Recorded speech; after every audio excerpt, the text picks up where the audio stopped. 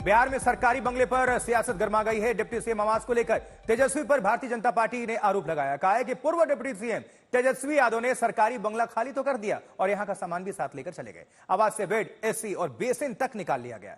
मौजूदा deputy CM सम्राट चौधरी को यह आवास आवंटित हुआ है और तेजस्वी यादव ने 2 दिन पहले ही इस सरकारी आवास को खाली किया है। आपको याद होगा, जब लखनऊ में अखिलेश यादव ने सीएम वाला बंगला खाली किया था तब भी कुछ ऐसा ही विवाद हुआ था। फिर तो टोटी को लेकर विवाद हुआ था। अब बीजेपी ने तब भी कुछ ऐसे ही आरोप लगाए थे। बाद में अखिलेश ने बंगला के गंगा जल से शुद्धिकरण करवाने का भी आरोप लगाया था और अब बिहार में भी वैसी ही राजनीति देखने को मिल रही है। तो पहले उत्तर प्रदेश में ऐसा हुआ और अब बिहार में भी ऐसी खबर और ऐसी ही जो बातें हैं वो उठ रही हैं और आरोप लगाया है भारतीय जनता पार्टी ने। उस वक्त उत्तर प्रदेश में अखिलेश यादव को लेकर हुआ था कि जब सरकारी आवास उन्होंने खाली किया था तब सारे सामान लेकर चले गए थे और अब बिहार में तेजस्वी यादव के आवास को लेकर ये तनातनी है। बिहार में सरकारी बंगले को लेकर के एक नया विवाद खड़ा हुआ है और विवाद है डिप्टी सीएम के सरकारी आवास को लेकर के। इस वक्त हम जो सीढ़ियां चढ़ रहे हैं वो 5 देश रत्न मार्ग आवास की हैं। पहले डिप्टी सीएम के नाते तेजस्वी यादव को यह आवास मिला था और अब जो मौजूदा डिप्टी सीएम हैं सम्राट चौधरी, उनको यह आवास आवंटित किया गया है। जल्द ही सम्राट चौधरी इसमें गृह प्रवेश भी करने वाले हैं। तेजस्वी यादव ने आवास खाली कर दिया है, लेकिन आवास खाली होने के बाद जो बीजेपी से जुड़े नेता हैं वो कई सवाल लेकर के यहां खड़े हैं और हमारे साथ जो प्रवक्ता हैं बीजेपी के, मीडिया प्रभारी भी हैं, दानिश इकबाल। दानिश जी, क्या तेजस्वी यादव ने तो आवास खाली कर दिया, आपके नेता को आना है, डिप्टी सीएम को यहाँ गृह प्रवेश करना है, फिर किस बात को लेकर के आप लोग बेचैनी? दुर्गा पूजा का शुभ अवसर चल रहा है। इस शुभ अवसर पर डिप्टी सीएम आदरणीय सम्राट चौधरी जी को यहाँ जो है शिफ्ट होना है, क्योंकि ये सरकारी आवास उनको आवंटित हुआ है। तो हम लोग यहाँ पे आए थे साफ सफाई और निरीक्षण के लिए। तो हमने जब देखा कि यहाँ पे जो सामानें हैं, जो बेसिक सामानें होती है, वो यहाँ से गायब है। जैसे आपके सामने ये बेडरूम है, इस बेडरूम का देखिए बेड का जो वॉल है वो आपको दिख रहा है, चार्जिंग पॉइंट है, बेड के सपोर्टिंग जो स्मॉल टेबल्स होते हैं वो आपको ये दिख रहे हैं कि स्मॉल टेबल है, यहाँ पे चार्जिंग पॉइंट है, ये बेड का वॉल है। लेकिन यहाँ पे कर्मचारियों ने बताया कि यहाँ पे एक हाइड्रोलिक बेड था, उस हाइड्रोलिक बेड का पूरा बेस ही गायब है, उसको यहाँ से ले जाया गया है। सामने आप जब देखेंगे तो यहाँ पे जो है एक बहुत अच्छा सा और महंगा सा वॉश बेसिन हुआ करता था। जो हमारे यहाँ पे कर्मचारियों से बात हुई है, उन्होंने बताया कि यहाँ पे जो है एक वॉश बेसिन था, लेकिन उस वॉश बेसिन को यहाँ से उखाड़ के ले जाया गया। जो टूटी होते हैं, जो नल्स होते हैं जिससे पानी गिरता है, जो हैंडल्स होते हैं, उसको भी यहाँ से उखाड़ के ले जाया गया है। अच्छा, मतलब आप जो कह रहे हैं कि ये यहाँ एक बेसिन हुआ करता था और इसको क्लोज किया गया है, जो वाटर पाइपलाइन को उसको उखाड़ करके ले जाया गया है। सामने अंदर में एसी थी, उसको उखाड़ के ले जाया गया है। और बाहर जब आप देखेंगे तो बैडमिंटन कोर्ट बनाया गया था, उस बैडमिंटन कोर्ट के कारपेट को उखाड़ लिया गया, पूरा का पूरा रिमूव कर दिया गया है। दानिश जी, जो भवन निर्माण विभाग है, जब वो आवास आवंटित करता है किसी भी नेता को, जो पदधारक होते हैं उनको, तो बजाबता एक सूची होती है।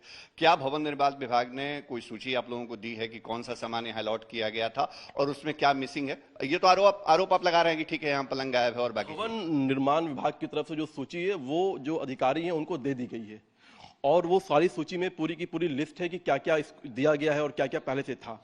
लेकिन उसके बाद जो हम जब यहाँ पे आए हैं तो यहाँ पे आने के बाद जो फर्स्ट जो है दिख रहा है, इमेज जो दिख रहा है यहाँ पे पूरे बंगला का, पूरे इस कोठी का, उसमें ये साफ दिख रहा है कि यहाँ से चीजों को रिमूव किया गया है, चीजों को उखाड़ा गया है। क्योंकि सरकारी आवास में सरकार के द्वारा लगाई गई सारी चीजें होती है, सरकार की संपत्ति होती है, उसको आप उखाड़ के ले जा नहीं सकते हैं। लेकिन तेजस्वी यादव जी ने सारे संपत्तियों को यहाँ से उखाड़ने का काम किया, जिसके कारण से बहुत सी संपत्ति जो है, बहुत सी चीजें जो है वो क्षतिग्रस्त भी हुई है, बहुत से ऐसी टूटे हुए पड़े हैं, उनके जो फिजिकली बॉडी होते हैं वो टूटे हुए पड़े हैं।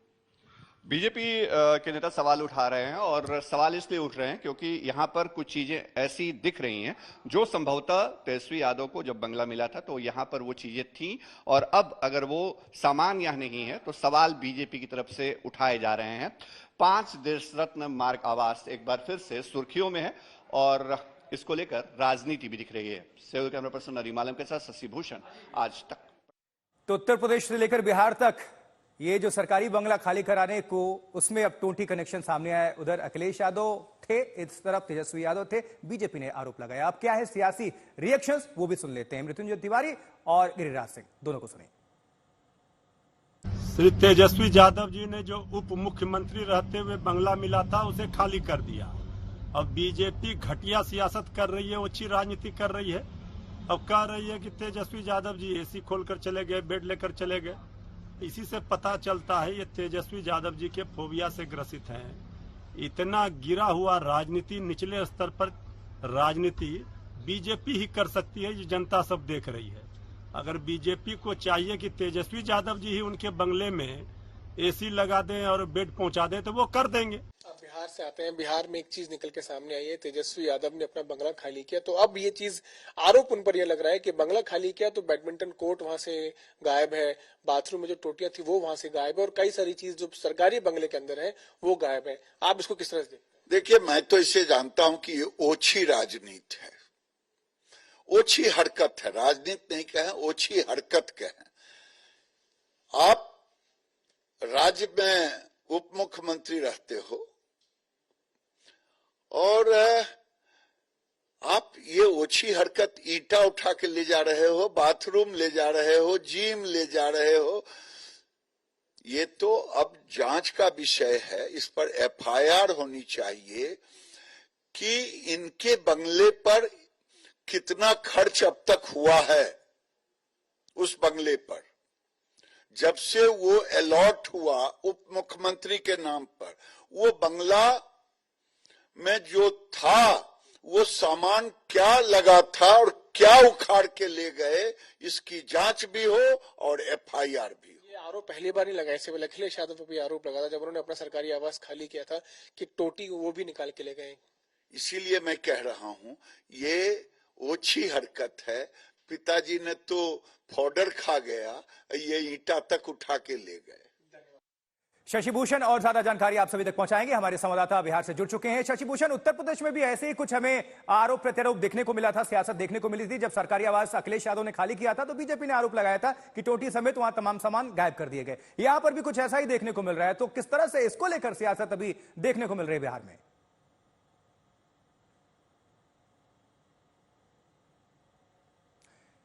शशि भूषण की आवाज हम तक नहीं आ पा रही।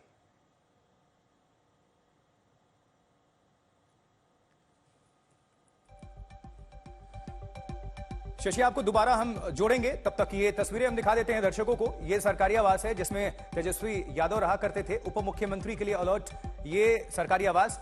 और अब चूंकि सम्राट चौधरी को ये अलॉट किया गया है तो अब वो जाएंगे, इसमें प्रवेश करेंगे। उसके पहले इसी आवास को लेकर सियासत गर्मा गई है।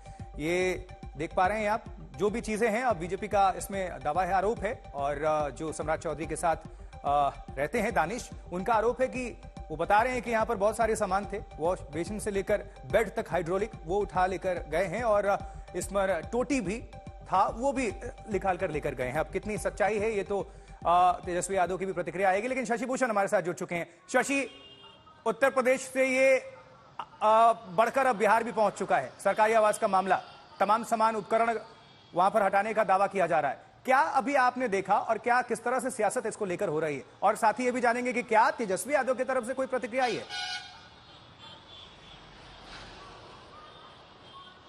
देखिए दोस्तों, ये जो 5 देश रत्न मार्ग आवास है वो मौजूदा डिप्टी सीएम जो है सम्राट चौधरी, उनको आवंटित किया गया। और तेजस्वी यादव ने 2 दिन पहले इसको खाली किया है। हालांकि जब इसको खाली किया गया आवास को तेजस्वी यादव की तरफ से, तो वो पटना में मौजूद नहीं थे। अब बीजेपी ये आरोप लगा रही है कि जो सामान मुहैया कराया गया था, भवन निर्माण विभाग सामान मुहैया कराता है सरकारी बंगलों में, तो वो सामान वहां से गायब है। अब देखने वाली बात यह होगी कि क्या बंगला खाली करते वक्त तेजस्वी यादव की तरफ से या उनके लोगों की तरफ से, स्टाफ की तरफ से कोई वीडियो बनाया गया था कि क्या उन्होंने हैंडओवर किया।